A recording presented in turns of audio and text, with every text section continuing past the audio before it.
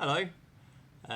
Yesterday I completed the Ride London 100 and just wanted to put this short video together with just some of my thoughts, a little bit of footage.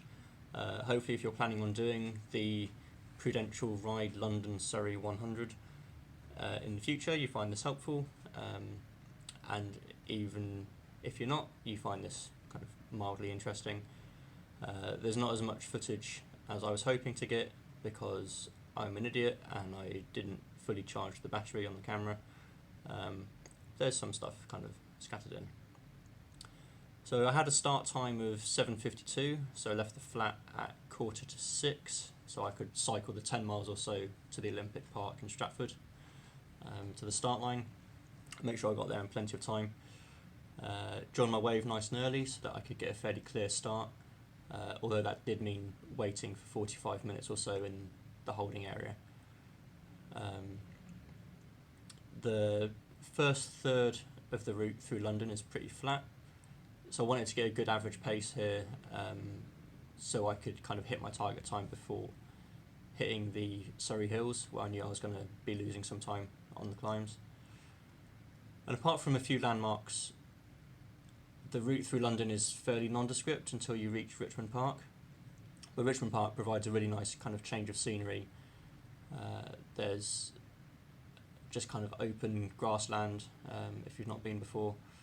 That takes like 8-10 minutes, and once you're through that, there's a bit more riding through some of the more kind of built up areas, kind of towns, and fairly uneventful roads until you get into the Surrey countryside.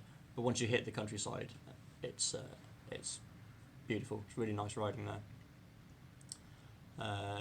But unfortunately, kind of once got into Surrey, there'd been what looked like a fairly serious crash on quite a sharp corner, so we were forced to dismount and walk for a bit. And I like to go fast, I'm competitive, but no matter how fast I want to go, there's no way I'm taking any risks that's going to put myself or other riders in danger.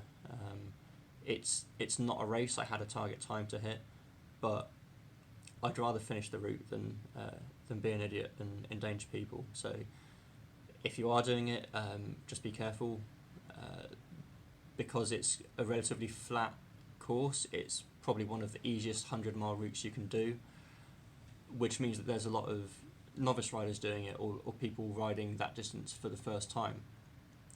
Quite a lot of them are unlikely to be used to riding in a group, might be a bit more nervous on the bike, so just don't do anything that's going to kind of put anyone, including yourself, at risk. Just be aware of other people around you. So there's 3 main climbs on the route. First is Newlands Corner, which is nice and wide, so if you're not a particularly quick climber, there's lots of space for you to kind of go at your own pace. If you are a good climber, there's enough space to kind of hit it at your own pace, which I was able to do, get past the slower riders. And my goal at the start of the ride was if I could hit the bottom of Newlands Corner with an average speed of about 20 miles an hour, then that would set me up nicely for my target finish time of 5.5 hours. But I didn't quite hit that. I was only at 19.8, so near enough, which I was pleased with. Especially when you factor in having to walk around the crash, that was pretty good. But then we were stopped again going up Leith Hill. Thankfully not because of a crash or anything, but Leith Hill is the highest point in Surrey, and it gets quite narrow there as well, and there's a couple of fairly tight corners. And it was just so congested that they were stopping people sort of part way up before it got really steep, and were sending them off in waves just to ease congestion a bit. So that was a shame, but these things happen.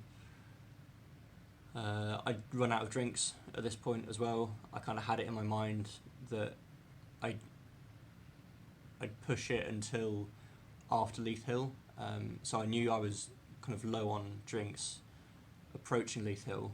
I thought, well, if I refill now, then that's added weight I have to carry up the hill.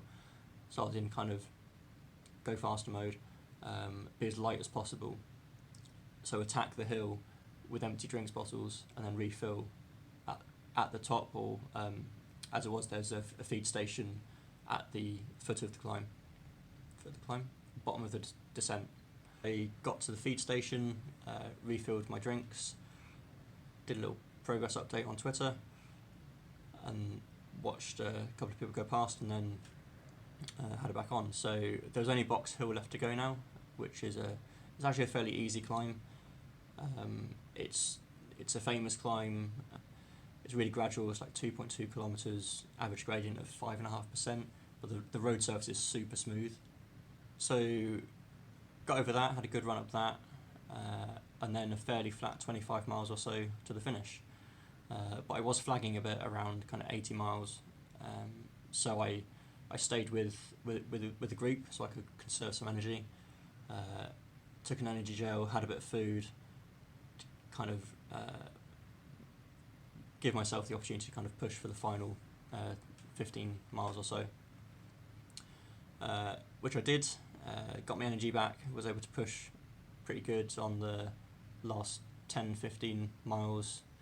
Average speed for that section was back up to around 20-21 miles per hour, and I managed to cross the finish line in a total time of 5 hours 29 and a moving time of 5 hours 11, which I'm crazy pleased with. Initially I was hoping for between 5.5 and 6 hours, so to do it in 5:11, 5:29,